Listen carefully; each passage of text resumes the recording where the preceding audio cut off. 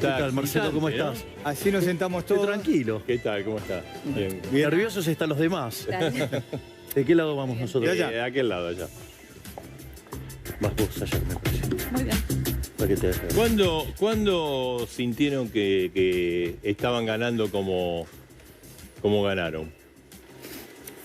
Mira, la realidad es que nosotros estábamos tranquilos porque sabíamos que habíamos dado lo mejor de nosotros, que habíamos hecho todos los esfuerzos necesarios y nada, y era una cuestión de esperar la respuesta de la gente. Después el tema de la gente decide, es un tema de... Por lo tanto, lo que nosotros teníamos para pensar era solo sobre si habíamos dado lo mejor y lo habíamos hecho. No, le quería preguntar una cosa. ¿Es verdad que ustedes estiman que les robaron votos? ¿Que en realidad sacaron más que 30? Bueno, de hecho están las denuncias, hay urnas sin votos, lo cual es algo muy raro, y al mismo tiempo han robado boletas, están documentados los robos de boletas, la destrucción de boletas, así es que bueno, tanto los socialistas de buenos modales como los de malos modales siguen apelando a las trampas de la vieja política. Por lo tanto, que quede bien claro que somos los liberales de La Libertad Avanza en contra de toda la maldita casta política que evidentemente no renuncia a sus viejas tácticas para hacerse del poder. Milei, uno que le ha tocado cubrir las elecciones del 83 hasta ahora, por lo menos yo lo veo como un fenómeno muy particular de la política, porque usted gana, queda primero, no tiene gobernadores, no tiene intendentes, tiene un reducido núcleo que se va a ampliar en el Congreso de la Nación y aparte venía de hacer su fuerza política elecciones que no fueron para nada buenas en el interior del país. Y sin embargo, con todo eso, arrasa con las elecciones, se convierte en la fuerza política más votada con un porcentaje que pocos esperaban. Bueno, nosotros a lo largo de este periodo explicamos el rol que tenía el desdoblamiento de las elecciones. Justamente los gobernadores desdoblaron en 20 distritos justamente para evitar el aluvión de votos que implicaba La Libertad Avanza. Nosotros sistemáticamente dijimos que lo que pasaba en las provincias aisladamente no era extrapolable a nivel nacional y nos hostigaron todo el tiempo con eso. Es más, yo les había dado el caso de Mauricio Macri, previo a ser presidente, había perdido las 11 elecciones previas.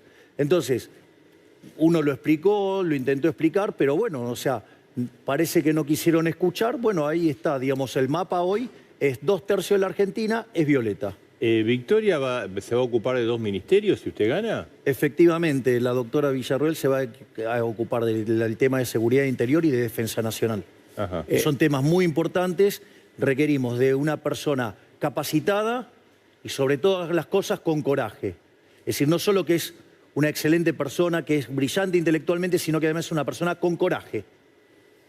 Y ahí, mira que son 2 ministerios complicados, ¿eh? Sí, son ministerios muy complicados, pero además en donde la militancia kirchnerista también ha recalado y ha parasitado, donde hay que hacer una auditoría para saber el estado, por ejemplo, de la seguridad, donde hay 4 fuerzas federales que no actúan coordinadas entre sí, donde tenemos problemáticas como el narcotráfico, la toma de tierras, la usurpación de esas tierras y después los cortes de rutas y piquetes, y esas 3 problemáticas, junto con el crecimiento del delito común, no han tenido ningún tipo de respuesta por parte del Estado. Milei, para no salir del tema, porque después Marcelo se va a ocupar de todas las cuestiones económicas, ya que estamos en los ministerios, usted dijo que va a eliminar 11 ministerios, yo le quiero preguntar puntualmente por uno de esos 11, que es el Ministerio de Salud. Usted lo quiere eliminar con la Secretaría. ¿Qué va a pasar en la Argentina? A ver, sin Ministerio de Salud. No, pero, bueno, a ver, este gobierno puso Ministerio de Salud y tendríamos que haber tenido 30.000 muertos por COVID, acorde a un país mediocre, y tuvimos 130.000. Por lo tanto, digamos, tener Ministerio de Salud, eso no modificó. Digamos, no, pero ¿usted qué haría? Y estuvo el vacunatorio VIP. Sí. Digo, con lo cual, digamos, eso no es un elemento que prueba nada. Digamos, usted puede tener, mire, probablemente pocos países tengan tantos ministerios como Cuba. No, está bien, pero Le ¿qué va a vamos- hacer? ¿Qué va a hacer No, pero sin quiero, Ministerio de Salud? no, primero quiero acomodar la discusión. Que digamos, o sea, el rótulo que usted le ponga a una cartera, digamos, no significa que usted lo vaya a resolver. Y no significa que vaya a ser eficiente. Exacto. Ahora, nosotros lo que estamos proponiendo es un ministerio que se llama el Ministerio de Capital Humano. El Ministerio de Capital Humano tiene 4 grandes áreas. Tiene una que es niñez y familia, un área que es la de salud, una que es de educación y otra que es de trabajo. En ese sentido, nosotros queremos cambiar la lógica de la política social. Básicamente, pasar de un sistema asistencialista, donde le dan el pescado a la gente, a un modelo, ¿sí?, donde les enseñamos a pescar. Es decir, ¿por qué? Porque el concepto de capital humano explica 70% del crecimiento económico. Y el capital humano tiene 2 dimensiones. Tiene la dimensión salud, que fue muy importante durante el siglo XIX, y tiene la dimensión educación y formación en la práctica. Entonces, usted necesita darle contención ya desde cuando llega a los chicos, porque cuando es el momento en que se forma la cabeza. Sí. Al mismo tiempo usted le tiene que dar salud, porque si la gente o no está formada intelectualmente bien o no tiene salud, no pueden educarse. Hoy, digamos, los colegios son más comederos que en el fondo lugares donde se toman herramientas. Y al mismo tiempo, la educación integrada, ¿para qué? Para que las personas puedan salir al mundo del trabajo. Aquellos que dicen que los programas sociales se pueden eliminar de un día para el otro, mienten, ¿sí? Estos son reformas que van a demandar por lo menos 15 años. Javier, pero esto que usted está diciendo ahora, ¿no es el teorema de Baglini? O sea, usted ganó, tiene grandes chances de ser presidente, entonces ahora empezó a recoger el barrilete. Eso es falso. Le digo, Eso no, es falso. no lo puedo hacer el primer día. No. puedo- A ver, eso es falso. ¿Hubo No, eran las medidas de tercera ¿Hubo arrugue generación. Barrera? A ver, no, Arrugue todo lo Barrera. contrario, todo lo contrario, todo lo contrario. Y lo voy a explicar nuevamente. Digamos que la política juegue sucio e invente falacias del hombre de paja diciendo la persona tal dijo tal cosa y después la critican por eso que supuestamente dicen que dijo y que nunca dijo. Yo lo desafío a ver todas las entrevistas y vamos a ver qué es lo que digo. Es decir, soy la única persona que resiste el archivo en los últimos 10 años. Digo 10 años O porque sea, va a son ser un proceso, ¿no? No va a ser el 11 de diciembre, no va a cambiar. Exacto. Entonces lo que quiero explicar es lo siguiente. Detesto y desprecio profundamente el teorema de Baglini. Y si hay algo que yo no hice es conforme nos acercamos al poder, no hemos claudicado y no hemos bajado ninguna de nuestras banderas. Es decir, los postulados siguen siendo los mismos. Ahora, lo que quiero aclarar es lo siguiente. La diferencia es que ahora se toman el trabajo de escucharnos. Entonces, a mí no me vengan a confrontarme con las mentiras que dijeron sobre mi persona.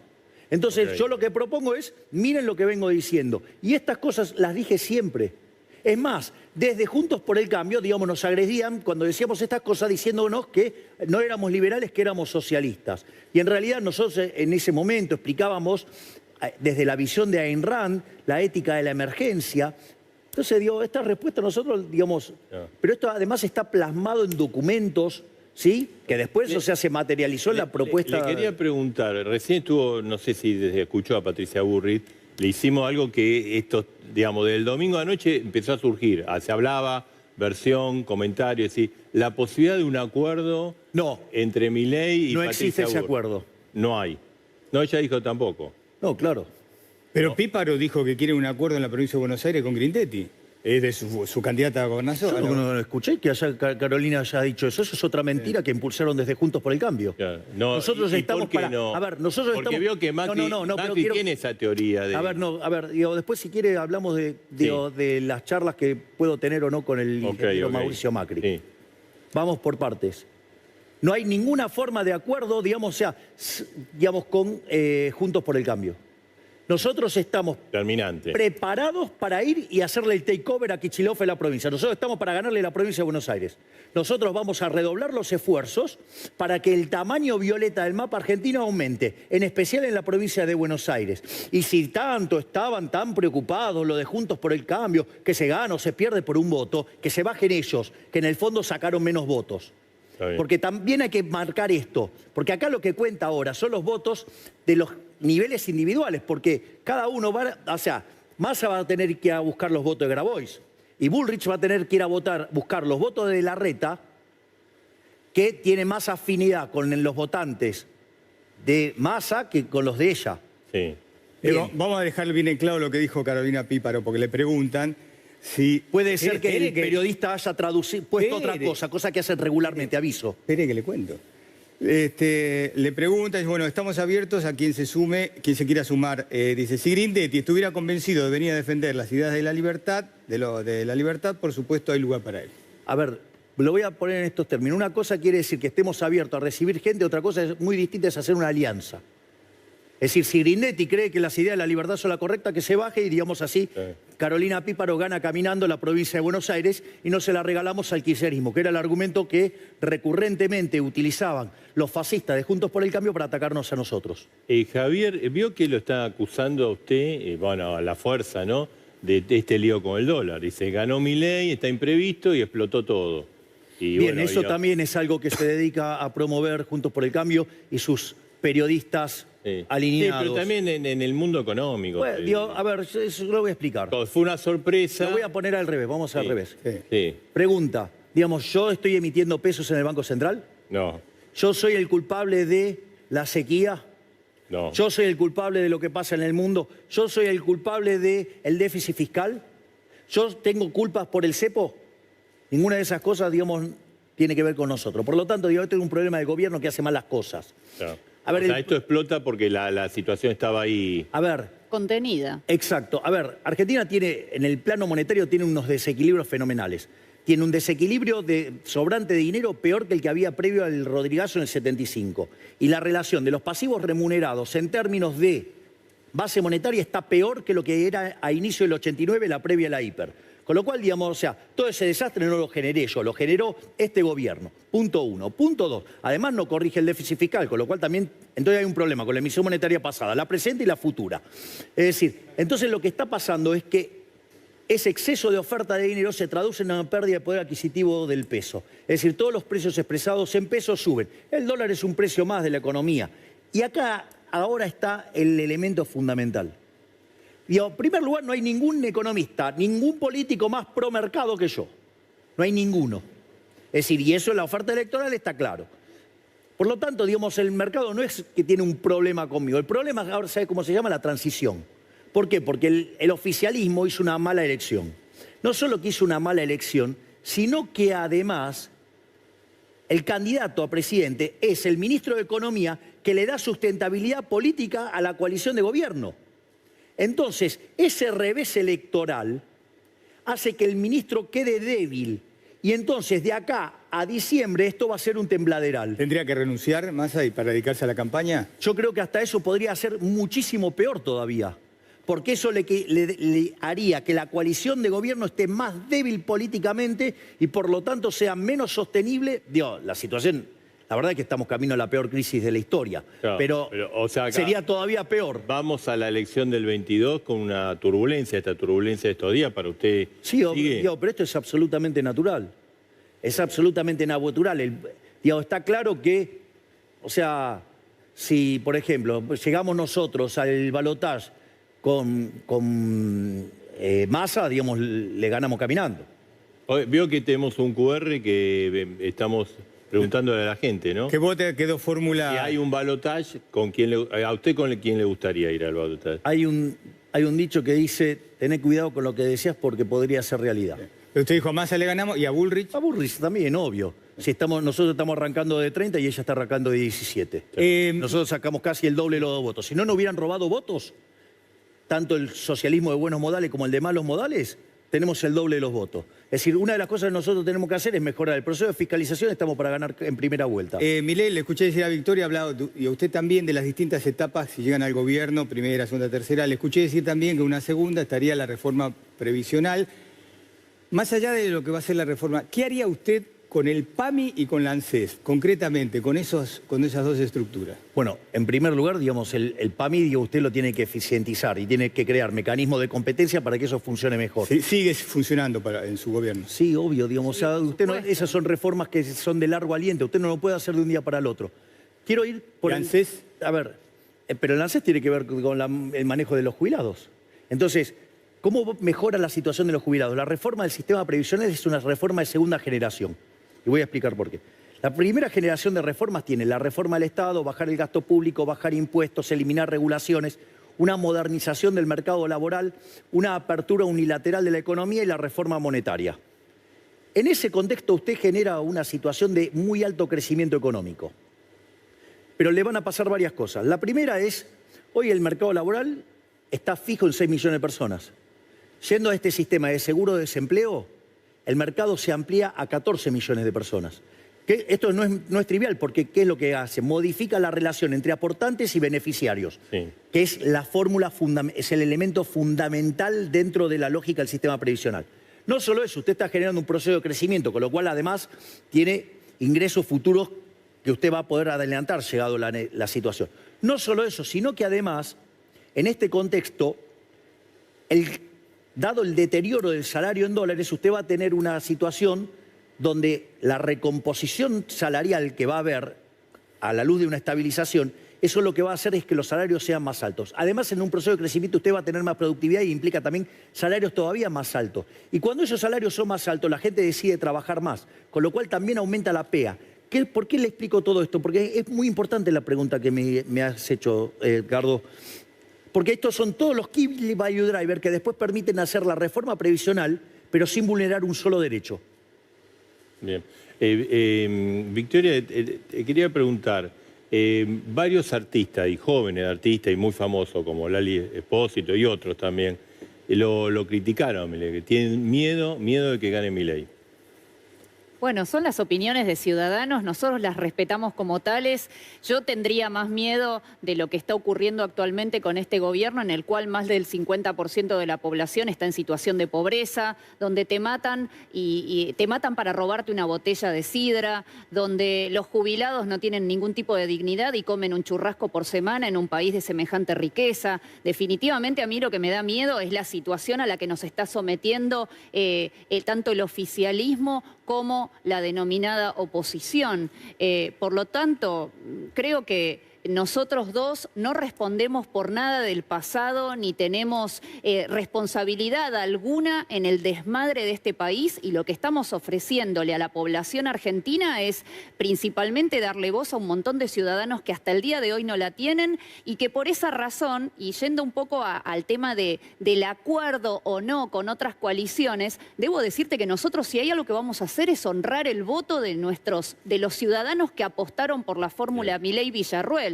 Y vamos a tratar de alguna manera no solo de fidelizar y de valorar aún más ese voto, sino de presentarle más opciones al resto de aquellos que no se han presentado en las elecciones. Quería preguntar, antes le iba a preguntar, ¿cómo fue el reencuentro con los Mastines? Porque usted lo dejó en una... No, todavía no pude. ¿No? ¿Cómo que no? Yo dije que se había juntado con Cona y los 4 perros que usted había dicho que se habían encontrado. Pero el tema es que hace 3 días que no duermo. Claro, bueno. No los vio. Todavía ¿Cómo no hace 3 días que no duerme? Y sí, Dios, ¿saben cómo me tiene el teléfono? ¿Y qué dice aquellos que dicen que Milei está loco? Bueno, la realidad es que la diferencia entre un genio y un porque loco... cuando usted le agradeció a los perros, todo eso... A ver, yo voy a ponerlo en estos términos.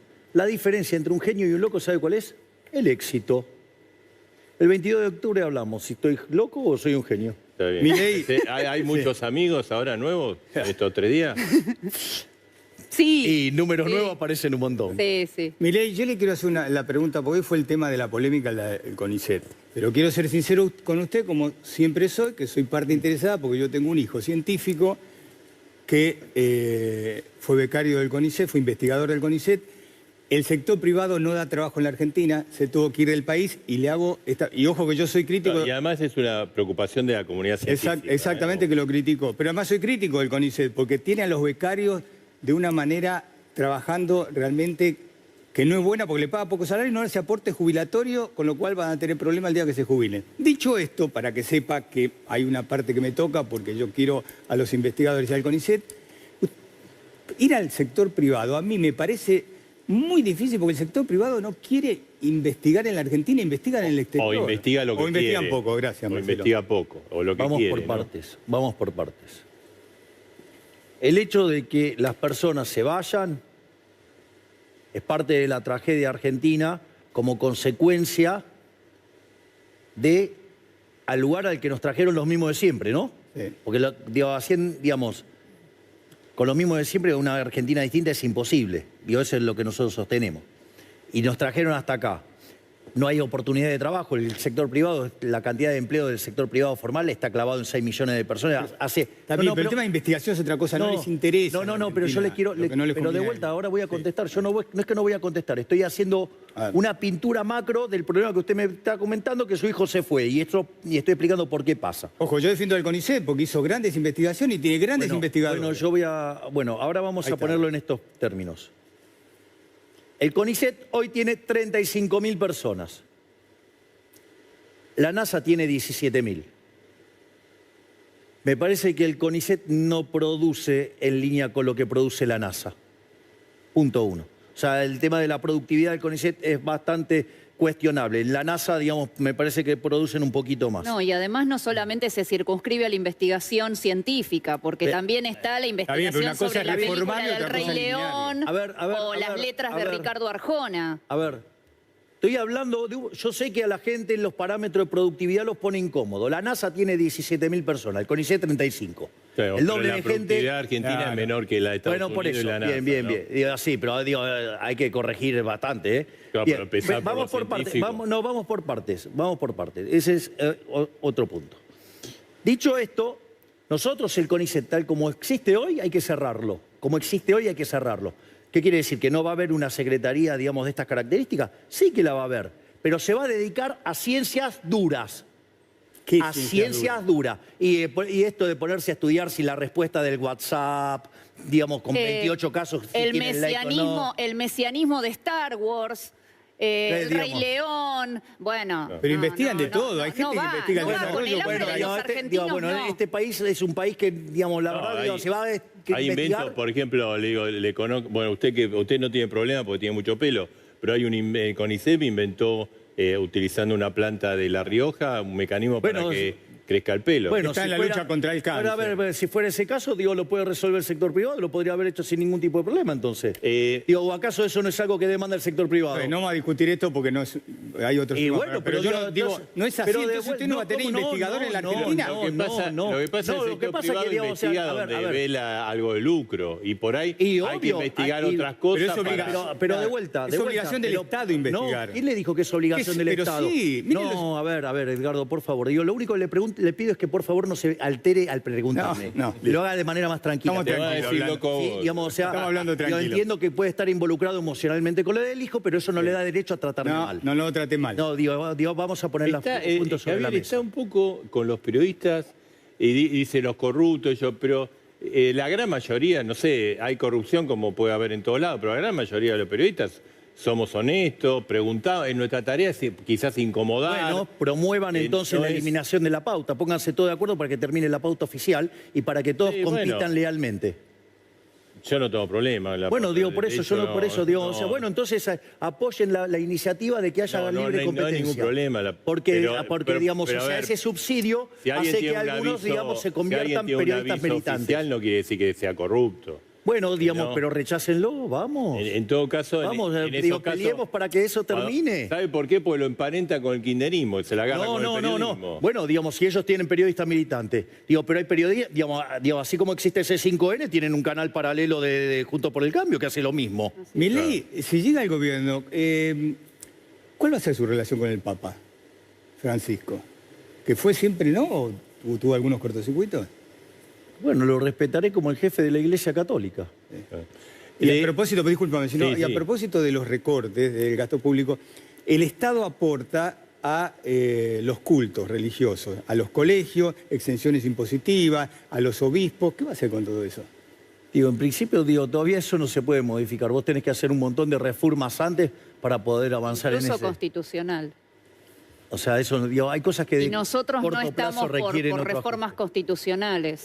Javier, uno de sus caballitos de batalla y que ha tenido, que fue un hit, la dolarización. Sí. Que algunos dicen... Todos los días me dan la razón. No, que algunos dicen que, esto es un delirio, Ojo. Y además, pero le quiero preguntar, ahí está, ¿no? Primero me pregunta, dolarización sin reserva, ¿se puede hacer? Y segundo, hay economistas que están trabajando con usted, que algunos dicen... Y el primer día se puede dolarizar y otro dice, no, se requiere un proceso. Bueno, de hecho, Y nosotros... entonces uno dice, pero A ver. ¿y con qué nos quedamos entonces? Bueno, ahora lo explico. El tema de la dolarización de un día, de vuelta, fue armado por economistas de Juntos por el Cambio para ensuciarnos. Nosotros nunca hablamos de dolarizar en un día. Pero, digamos, como hay economistas que juegan en política, ensucian. Sí. O sea, entonces vayan y rastreen, Porque digamos, dicen, que... en un día es imposible. Bueno, pero de hecho, digo, son economistas de Juntos por el Cambio que dicen esas cosas para ensuciarnos. Porque nosotros nunca dijimos que se pudiera aplicar de un día para el otro. Exacto. ¿Lo tiene identificado? Sí, claro que los tengo identificados. Y algunos sacan chapa de liberales, vamos. Sacando ese tema, digamos que no me voy a meter, digamos, No. en, digamos... Vamos, yo voy a explicar. Primer parte, digamos, Sí. la dolarización implica cerrar el Banco Central. Es el rescate del pasivo del Banco Central. No ocurre en ninguna parte del mundo, no dice el Banco Central. Bueno, con ese argumento, ¿sabe qué? Vaya y que lo hago viajar en el tiempo con la máquina de No, volver no, al pero, futuro y vaya o y, sea, Estados y Unidos, pégale Europa, un cachetazo a todos los que Japón, estaban, China. pégale un cachetazo a todos los que estaban en la asamblea del año 13 cuando abolieron la No, esclavitud, está porque bien, en ese está momento, digamos, la esclavitud Esta estaba en el respuesta mundo. ya se por la lo tanto- escuché, pero- Y bueno, y si usted me va a repetir la misma falacia ad populum, yo se lo voy a No, contestar pero de digo, la misma manera. ¿cómo hacemos, o sea, sin Banco Central? Vamos por partes. Primero que el dinero es un invento del sector privado, no del sector público. Bien. Digo, hay que rastrear la historia monetaria. Pero saliendo de ese lado, voy a explicar cómo se dolariza. Dale. Yo tengo pasivos que rescatar, que son las LELIQs, que son 30.000 millones de dólares, y 10.000 millones de dólares que tengo que rescatar de base monetaria, o sea, 40.000 millones de dólares. Cuando yo tomo las reservas, no las reservas internacionales de neta, que es una metodología que usa el fondo para chequear la consistencia macroeconómica de un programa que chequea también la política fiscal y la política monetaria, yo tengo la posición de oro, tengo la posición de SDESA, tengo la posición del BIS, tengo la posición de DEX. Cuando yo hago toda la cuenta de todo eso, ¿sabe cuánto tengo? 10.000 millones de dólares. ¿Qué quiere decir? Que tengo los dólares físicos para sacar los pesos físicos, que son 10.000 millones de dólares, la Sí. base monetaria. Sí, sí. Entonces ahora el punto es qué hacemos con los 30.000 millones de dólares del LELIQs. Sí. Bueno, pero el Banco Central no solo tiene esas reservas, tiene casi 120.000 millones de dólares en títulos públicos. Sí, del Tesoro, sí. Exacto, pero no cotizan a mercado. Entonces, dada la cotización que tienen a mercado, usted lo va a poder rescatar esa base. Digo, supongamos que vale un tercio, usted tiene 40.000 millones de dólares para rescatar 30.000, con lo cual además encima le sobra. Dicho sea eso, con lo cual sí se puede dolarizar. Después hay otras alternativas, porque esa es una alternativa muy fácil para dolarizar. ¿Por qué? Pero ¿esto qué quiere decir? Todavía la metodología, digamos, en el caso de ganar, para dolarizar no la tienen cerrada. No, hay varias metodologías. Por ejemplo, esta metodología es la más fácil. Nosotros nos sentamos con fondos de inversión de alto riesgo Sí. y están dispuestos a poner los 30.000 millones de dólares No contra... están dispuestos, nadie quiere prestar a Argentina. Pero sígame el argumento. Sí, sí, sí. Usted va a fondos de alto riesgo y contra esa posición de títulos públicos usted rescata los 30.000 millones de dólares del LELIQs. ¿Qué es lo que pasa? El riesgo más importante que tiene la economía argentina es el riesgo de moneda. Además, como usted va a estar haciendo un programa de estabilización exitoso, porque va a ser creíble, porque usted no va a poder volver atrás de la dolarización, va a hacer que ese programa sea expansivo, con lo cual además el riesgo de crédito, el riesgo de contraparte baja. Y como además usted bajó el riesgo de moneda, bajó el riesgo de contraparte, el riesgo de tasa de interés baja. ¿Qué quiere decir esto? Que va a haber un desplome del riesgo país. Eso quiere decir que usted, en el lapso de donde se dolariza la economía, que puede ser entre 9 y 24 meses, implica que los bonos van a subir más del 100%, por lo menos. Entonces va a usted tener una ganancia de capital fenomenal, por eso quieren entrar para esa operación. Lo que nosotros estamos elaborando y trabajando, y digamos que es lo interesante, la alternativa de Emilio Campo, es que una parte importante de ese upside quede en manos del Estado. ¿Para qué? Para que además la deuda baje. Supongamos lo siguiente, los bonos están en 30, suben hasta 60, le ponemos un cap a la ganancia de 60 a 40, Sí. toda esa ganancia usted la puede utilizar para bajar la deuda del Estado. Con lo cual, además, termina bajando la deuda y su riesgo de contraparte mejora aún más todavía. Entonces, después tiene otras alternativas. De los 30.000 millones de dólares del LELIQ, la mitad la tiene el Estado Nacional. ¿Usted cree que, digamos, el Estado Nacional va a hacer una corrida sobre sí mismo? No. Ok, entonces necesita 15.000 millones. Javier, entonces, fíjese si usted no va a poder comprar un seguro, ¿sí? Hacerse de un seguro poniendo de garantía Lo que títulos pasa, por 120.000 o sea, millones. Lo que le estoy diciendo teóricamente es que- le entiendo, pero lo que es cierto es que Pero, Dios, a nadie entonces- le quiere prestar a Argentina, ¿no? Pero de vuelta, pero usted va a estar entrando en un modelo donde usted va a generar una ganancia de capital, donde usted mismo se determina la ganancia de capital. Digamos, o sea, si usted pudiera hacer algo que donde usted determina las propias condiciones, donde usted va a tener la tasa de ganancia, no lo va a hacer, digo, sería una locura. Digo, es plata tira en el Javier, piso. le quiero hacer una última consulta. Lo llamaron del fondo, Sí, ¿no? sí, tenemos la reunión el día viernes a las 10 de la mañana. En Estados Unidos. No, la vamos a hacer Por Zoom. por Zoom y voy ¿Y a... qué va a decir? Porque vio que, ¿se acuerda que algunos van al exterior y dicen, no, esto es un desastre, apretar al gobierno? A ver, nosotros no tenemos un problema con el Fondo Monetario Internacional porque nuestras metas fiscales, que es donde siempre falla Argentina, son mucho más ambiciosas que las propias que tiene el Fondo Monetario Internacional. Y acá quiero hacer algo muy interesante, porque también es otra cosa absolutamente nueva. Cuando uno va al Fondo Monetario Internacional, pone una meta en términos de resultado fiscal, en términos monetarios y en términos de reservas internacionales netas. Cuando pongo la meta en términos de resultado fiscal, el fondo dice, bueno, este tiene que ser el resultado fiscal y la forma en la cual se accede a ese resultado lo decide un gobierno, lo decide el gobierno. En general, desde el 52 en adelante, todos los gobiernos que hicieron aumentaron impuestos. Bueno, esta vez el ajuste lo va a pagar la política. Nosotros vamos a hacer un ajuste más fuerte que el que pide el fondo, pero la cuenta se la vamos a pasar a la política, porque vamos a terminar con la obra pública, yendo el sistema de iniciativa privada a la chilena, vamos a terminar con las transferencias discrecionales, vamos a eliminar los subsidios económicos, vamos a privatizar empresas del Estado y vamos a tratar de terminar con los regímenes de privilegio. Milei, dos cosas muy breves porque tengo que tener. ¿Portación de armas, sí o no? A ver, yo se lo No. puedo dar a ella. No. A ver, nosotros tenemos una legislación vigente, lo único que queremos es que aquel ciudadano que está en condiciones de solicitar la tenencia legítima de armas pueda hacerlo, sin ser de alguna manera desalentado por el mismo Estado como está ocurriendo hoy. Y la última, para que nos diga después que estoy contento, ¿le puedo hacer una pregunta sentimental del corazón? ¿Sentimental? Sí. Daniela fue novia suya. Daniela fue mi novia. Espere que le hace la pregunta. No sabe que le voy a preguntar. Estuvo con Lucichi Payare, habló muy bien de usted. Dice que siempre va a estar agradecida, además, que lo quiere mucho, siempre va a estar agradecida por lo que usted hizo por su hija. Y le preguntó si había alguna Hice posibilidad. lo que haría cualquier ser humano de bien. Y No le, hice nada extraordinario. bien, son Solo lo cuestiones- acompañé en una situación delicada. y le preguntaba, ¿te podrías reconciliar con Milei? Y ella dice, mira, yo no hago futurismo, la escuché bien, dice, no digo ni sí ni no, no me gusta hacer futurismo. ¿Hay alguna posibilidad de A ver, yo le voy a reconciliación? explicar algo. Yo tuve una maravillosa relación con Daniela. Daniela es un ser humano maravilloso, es una persona talentosa, generosa. O sea, yo tuve una excelente relación con Daniela, a punto tal que nosotros decidimos terminar la relación sin ni siquiera habernos peleado una sola vez. O sea, Sí, con lo sí. cual, y nosotros seguimos teniendo trato porque hemos tenido una relación maravillosa.